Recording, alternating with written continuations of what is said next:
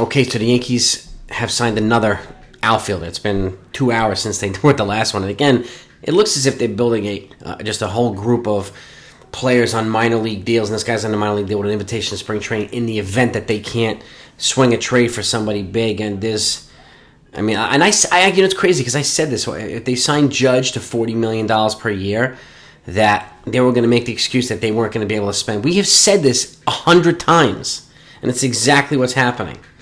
Right?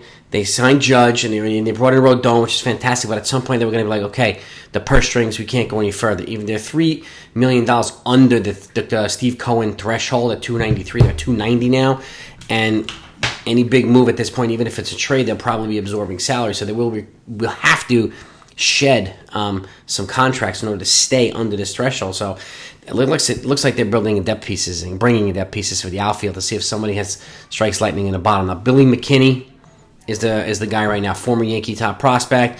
He was traded to Oakland back in the day. I think it was for the Sonny Gray trade, if I remember correctly. But he's gotten relatively worse every year, and he hasn't really been that great. So, again, maybe they're hoping to strike lightning in the bottle. I'm more excited about Willie Calhoun they brought out earlier. He's shown some promise. He had 21 home runs recently as well, but he's been marred by some freak injuries. Got hit, in the jaw, broke his jaw. He got hit in the in the hand. They broke his hand. So but he has been relatively productive. Not sexy stats either, but I'm more excited about Calhoun than I am Billy McKinney. But I understand the logic, trying to bring in more depth pieces, just like they're doing in the bullpen. Depth piece after depth piece in case they don't sign somebody like Andrew Chafin or trade for a top reliever that's going to put them over that threshold.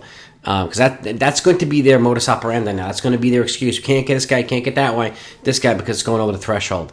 Even though, they are short a left fielder and short a left-handed reliever. But Billy McKinney's back in the fold. We'll see what happens here. You never really know. I'm not going to say it's going to be just a bomb, but it could very well be a bomb or a bust or whatever we could say. But again, these are not the moves that Yankee fans right now want, obviously. But these are the moves that they're making right now. I think they'll be in the hunt or in a fight for one of these left-handers, whether it's one of the guys that's going to be Ian Happ, or whether it's Max Kepler, or whether it's now Trent Grisham, or one of the Arizona kids, or Brian Reynolds. Obviously, we've talked about the guys that we really, really want that would be great fits, but the price is going to be steep. We know this as well. So what are the Yankees going to do at that point? I really don't know. So make sure you subscribe to the channel so you don't miss out on whatever they do. Especially if you enjoy this content. If you do, hitting the like button and hitting the subscribe button is extremely helpful to the channel. And it just shows that you value the content, and I want to continue to put out great content for you to enjoy. But that's what we got right now. The Yankees bringing in the second outfielder of the night. So, and 2 New Year's Eve moves for them. They may make a third. I don't know. I'll put it out if they do. But have a great night. Happy New Year's, everybody, and I'll talk to you soon.